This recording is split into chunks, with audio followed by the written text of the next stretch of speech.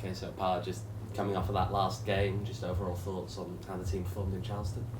Yeah, I think when you look at the results, sometimes results can be blinding. I think we played, we had occasions, we had opportunities. The learning points that we took away is to be finishers like Charleston, because they took their chances at the right moment. We didn't. But overall, I was very pleased with the performance. And when you look at the guys, it has been, I don't want to make no excuses, but you know, you go on Tulsa, humidity, but you go there, it's 97. So that takes a toll, but overall, I'm very happy.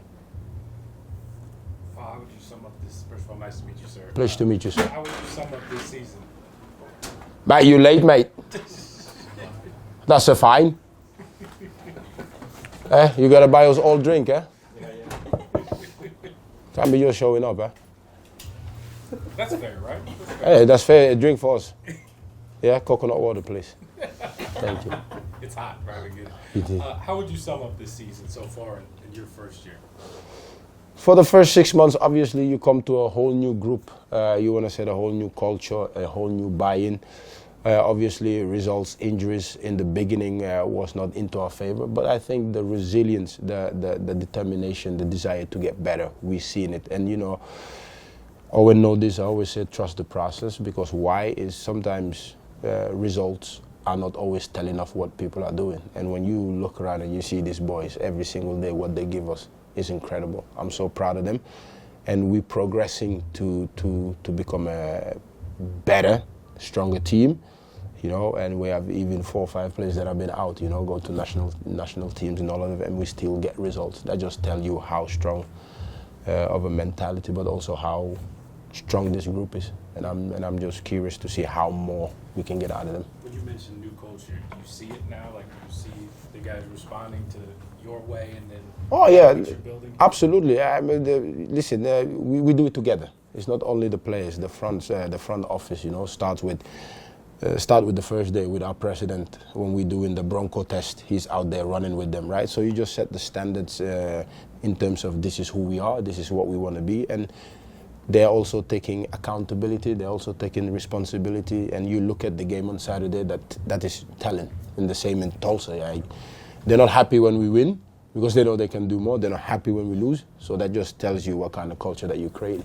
How much have you enjoyed being here and in Phoenix and about? Nah, I love it. Listen, it's in my opinion, for me, it's the best club in USL and one of the best clubs in America in terms of how the ambition, how when you do well, you get opportunity to move, and you seen it slowly that we're building a club where also the pathway is there, where you see young players getting minutes, right? You see Jamison Ping, Braxton Montgomery getting minutes, Rizzo have played, Cyrus, the youngest player to make debut. That makes me happy, and I think there's a lot of talent in the Valley. And it's very important that we as a club also represent Arizona on the best possible way, which is being the club, you know, for the community. Why is that important? Because football is for the fans and community. Football is, that's what is football for me. And then it's very important that these players represent the Valley, that the people in the Valley can look at them and say, they are one of us. And for me, that is so important. Also for the next generation. Because football, your pathway is very important to able to nurture talent, develop talent. So when you have that, it's just incredible, and I enjoy that. We're going to talk to one of your assistant coaches here in a minute, Coach Darnell. Yes. You said he got to play earlier in the year. Yes. How did that all come about? And what No, I mean, listen, because deep down, Daniel is a player, just like me. I wish I could still play, but I'm not. You know, no, I will never. I hear you can.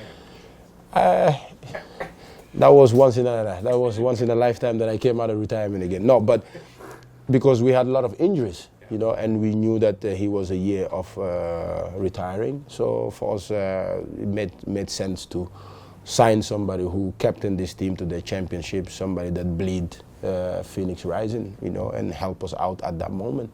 And he did a fantastic job on a 25-day contract, you know. So that was wonderful to help us get through that injury crisis that we had. So when you look at him, he embodied everything that for me I want from a coach. passion, desire to get better, learning moments, you know. So it's a joy to walk with him every day. Is that a good example of like when you mentioned everybody's bought in like this? Yeah, everybody bought in, right? Everybody bought in. Even Kyle has bought in. You know, he come all the way from Portland. You know, so for us, it's not only the players. We look at the whole club, and when you see us, for me, it's creating an environment where we are all family, right? Because at the end of the day, the football side need the front office need the football side to rise at one, and that's what we're trying to create and do here. Thank you. Wow. Has mencionado la comunidad y la cultura del fútbol en Phoenix ahorita que estuviste hablando. ¿Cómo puedes describir a esa comunidad? Si me podrías dar una palabra, ¿qué crees que es esta comunidad de Phoenix? La comunidad de la Phoenix, mucho de gente, si son latinos, esa gente hizo el mejor de fútbol, porque el fútbol se por todo. Fútbol no será uno más, según gente, será todo del mundo. Con aquí la Phoenix, yo pensar será mucho de gente y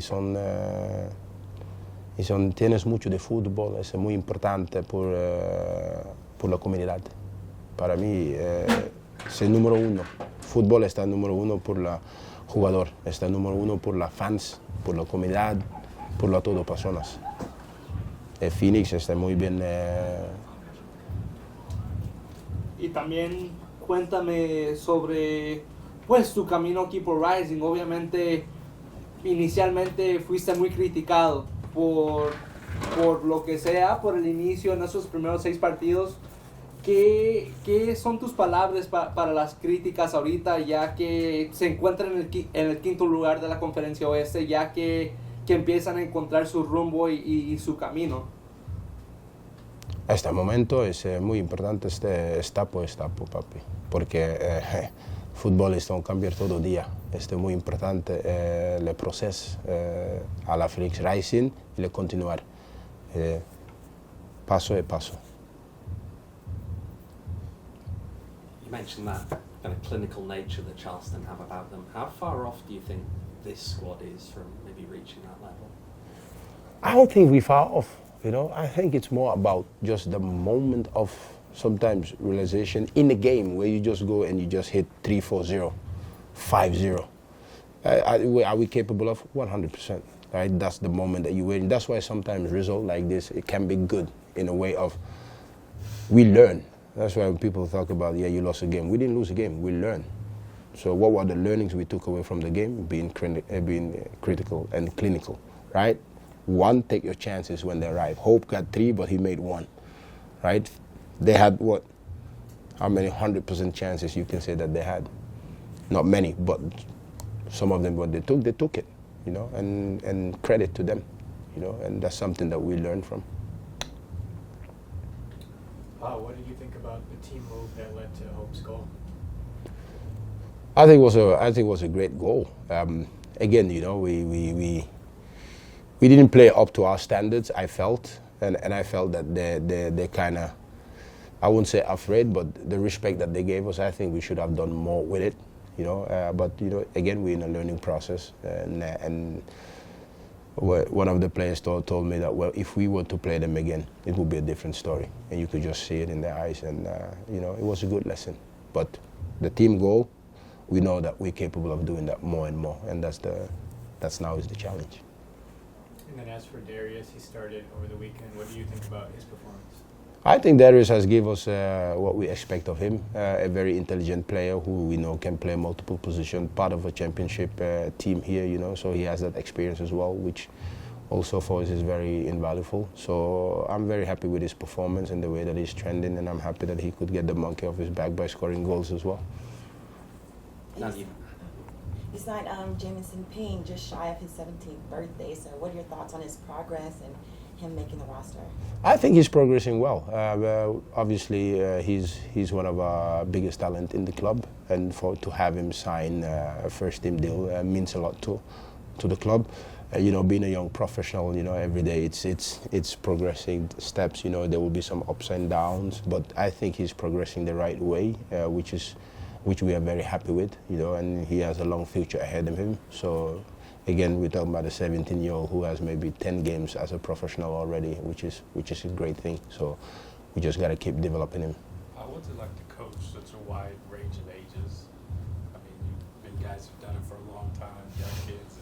Is it normal to you by now, or is it different to have, Honestly, they are all the same.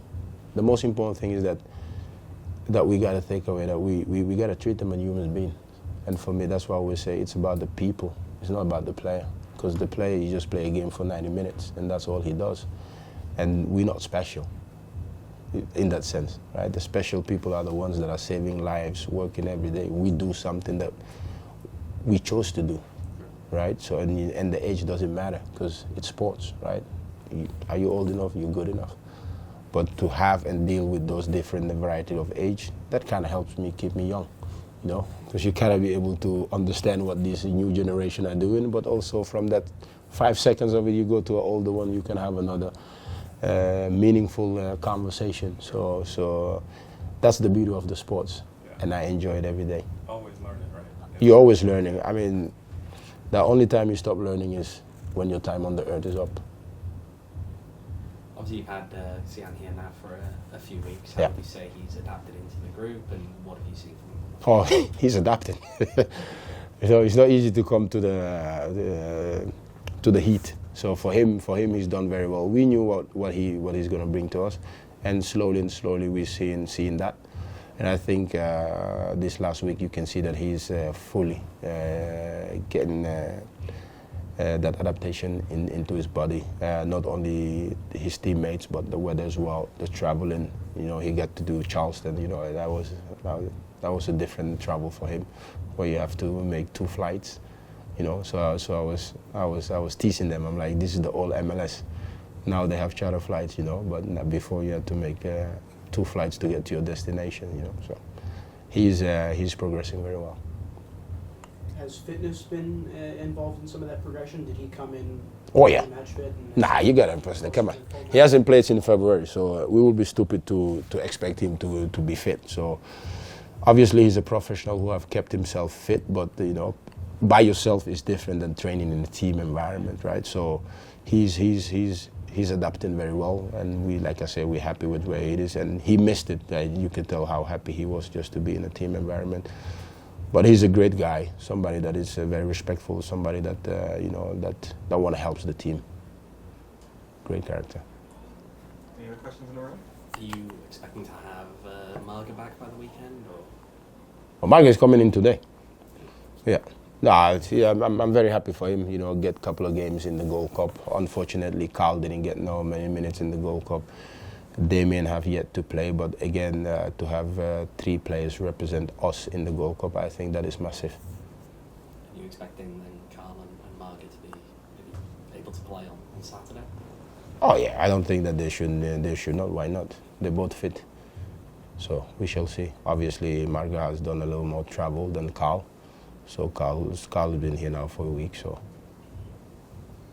how much are you taking away from Marga's performances with Curacao at the Gold Cup? Are you looking at that at all in terms of form, or is it kind of just when he gets back you reevaluate and see where the player is at? No, you're always going to reevaluate them when they play in the national teams, and I think he's done a great job for them. I wish they won yesterday, because as much as I want him to be here, it's also a great experience for him to able to go play quarterfinals and all of that, because down the line for us, when the ending of the season come, then he can tap into those experience, which will be very important. So I am very happy with his performance. He started, and I think also given that he has a little bit of an upside down in the beginning of the season with his injuries, so for him to go now and play 3 games, between 70 and 80 minutes, that's massive for us. Yeah, Pa, I wanted to ask about United States soccer as a whole. Of course, this country is hosting... We have time? I have a little bit of time. United States is hosting the Club World Cup, as well as the Gold Cup, and then Yes. this summer with the World Cup. Do you get the sense that soccer is continuously growing in this country in the right direction? I think soccer is growing in this country, absolutely. Does this country have the quality to become a top 6 league in the future? Absolutely. But with that comes of also infrastructure as well, but also a lot of other things that need to be, because it's a vast country. Let's not forget that. It's easier, and for us, I was in Europe, it took me 3 hours to go from up North Holland to South Holland. Here 3 hours doesn't get you even to Flagstaff, maybe, or even further, right? And you're just in the state of Arizona. So then imagine if you want to do cross country, right? So I think having a centralized development hub, which maybe now the US is doing with Atlanta, but also we gotta be honest, football is a poor man's sport, right? But here is a pay to play. So there will be a lot of good players that is gonna get lost, because maybe their parents don't have the money to pay for what is required to play football, right? And if you look at all these other countries around the world, you don't pay. So if this country truly want to develop, if this country truly want to be one of the top leagues, which they have, I think that is one of the things that has to change. We have to reform that, because there's a lot of talent lost. But it's a discussion for another time.